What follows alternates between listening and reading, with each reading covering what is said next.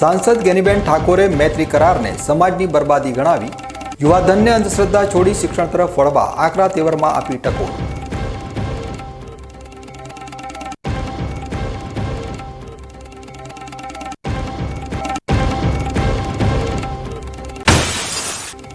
બનાસકાંઠા જિલ્લાની લાઇફલાઇન બનાસ નદી બની ડેડલાઇન. કુદરતે આપેલા નીરને સરકારે દાંતીવાડામાં કેદ કરી ડીસાને તરસ્યું માર્યું. મંત્રી પ્રવીણભાઈ માળીના વતનમાં જ ક્લાઇમેટ ચેન્જનું સર્જાયું રણ.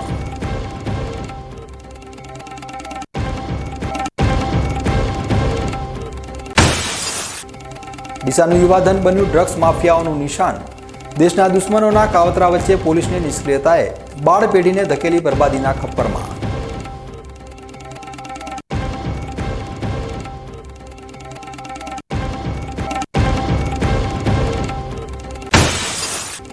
આરટીઓ ચલણ ભરવાની લાલચમાં લૂંટાય છે જિંદગીભરની મૂડી.